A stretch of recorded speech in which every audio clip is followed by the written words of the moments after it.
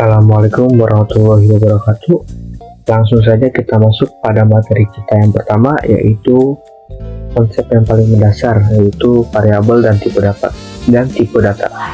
Pada materi ini kita akan membahas materi tersebut yang merupakan materi paling mendasar dan paling penting di dalam dunia pemrograman. Hampir semua program komputer, baik yang sederhana maupun yang kompleks, pasti menggunakan konsep ini. Sebelum memahami program yang lebih lanjut seperti ulangan atau pengolahan data dan lain-lainnya, kita harus memahami terlebih dahulu bagaimana komputer menyimpan data dan mengenali data. Sekarang saya akan menjelaskan yang pertama itu adalah variabel. Variabel ini merupakan tempat atau wadah yang digunakan untuk menyimpan data di dalam memori komputer. Data yang disimpan ini nantinya bisa dipanggil, diubah maupun diolah dengan sesuai kebutuhan program. Jadi jika dianalogikan dalam kehidupan sehari-hari itu, variabelnya seperti sebuah kotak penyimpanan, bisa kayak gelas, dan tipe datanya itu berupa air, yang berarti ya kotak tersebut memiliki nama dan di dalamnya terdapat isi. Nama kotak tersebut adalah nama variabel, sedangkan isinya adalah data. Untuk saya contohkan sebagai variabel itu seperti ini ya. Kita dulu semuanya.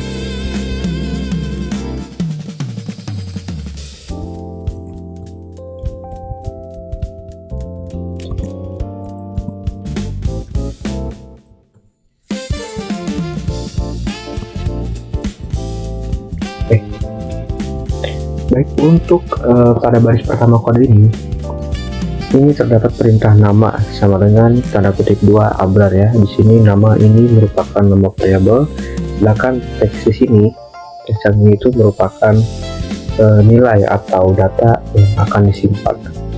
Tanda sama dengan ini.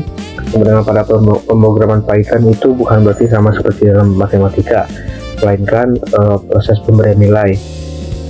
Artinya komputer diminta untuk menyimpan teks abrar ini ya, menyimpan teks ini ke dalam variabel bernama nama ini. Teks abrar yang ditulis menggunakan tanda petik ini, tanda kutip 2 ini, itu menandakan bahwa data tersebut bertipe string,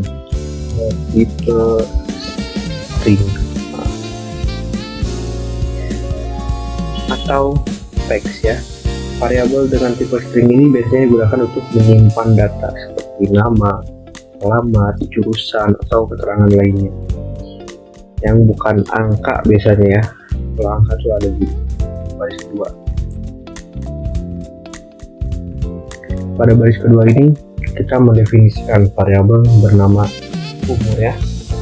Umur yang menyimpan nilai sebesar 18. Nilai ini bertipe integer. Oke. Ini integer atau angka bulat, yaitu angka bulat. Tipe data integer ini digunakan untuk menyimpan data numerik tanpa pecahan, seperti umur, jumlah barang, nilai ujian, dan lain sebagainya. Perlu diperhatikan juga bahwa angka 18 ini tidak menggunakan tanda petik seperti string tadi ya, karena ini bukan string tadi, tapi integer. Kalau kita pakai tanda kutip 2 nanti dia jadi string, karena angka ini akan diproses secara matematika oleh komputer. Ke baris ketiga ini variabel tinggi digunakan untuk menyimpan nilai 168,5. Nilai ini bertipe atau berjenis float ya. Float yaitu angka desimal. Tipe data float ini biasanya digunakan untuk data yang memiliki nilai pecahan seperti tinggi badan, berat badan, suhu, atau nilai hasil perhitungan tertentu. Dengan membedakan tipe data integer dan float ini ya, integer dan float itu bisa dibilang kayak komputer dapat menentukan cara terbaik untuk memproses data tersebut. Untuk baris yang keempat terdapat variabel lulus yang menyimpan nilai true. nilai ini bertipe boolean.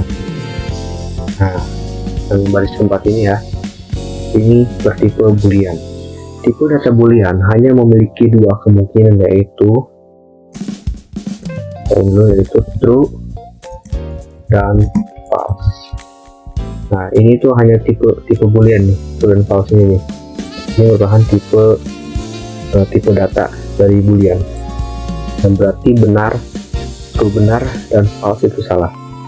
Boolean ini sangat penting dalam pemrograman karena sering digunakan dalam pengambilan keputusan seperti menentukan apakah seseorang lulus atau tidak, apakah suatu kondisi itu terpenuhi atau program harus melanjutkan proses tertentu.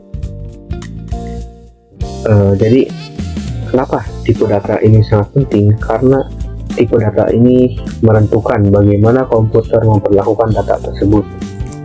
Jika kita salah menggunakan tipe data, maka program yang dihasilkan itu jadi error atau hasil yang tidak sesuai. Sebagai contoh, data string ini ya tidak dapat langsung digunakan dalam perhitungan matematika, sedangkan data bertipe integer dan float dapat dihitung.